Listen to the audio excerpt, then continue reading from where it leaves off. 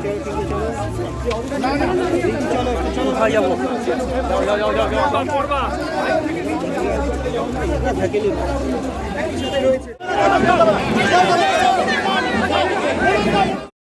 বহরমপুর লোকসভা কেন্দ্রে মনোনয়নপত্র দাখিল করলেন কংগ্রেস প্রার্থী অধীর রঞ্জন চৌধুরী। বুধবার দুপুরে টেক্সটাইল কলেজ মোড় থেকে দলের একনিষ্ঠ নেতা ও কর্মীদের সাথে মিছিল করে তিনি হাজির হন মুর্শিদাবাদ জেলা প্রশাসনিক ভবনে। সেখানে নিয়ম অনুযায়ী তিনি নিজের মনোনয়নপত্র দাখিল করলেন মাননীয় জেলা শাসকের দপ্তরে। উল্লেখ্য, 10 নম্বর বহরমপুর লোকসভা কেন্দ্রে নির্বাচন রয়েছে চতুর্থ দফায়, অর্থাৎ 13ই মে।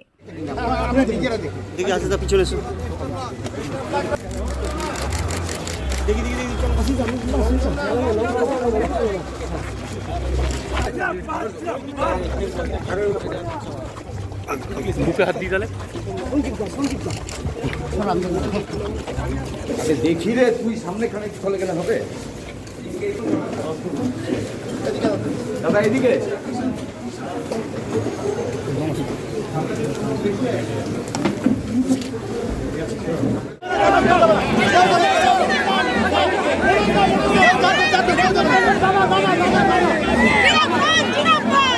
ব্যুরো রিপোর্ট, উত্তরের প্রহরী।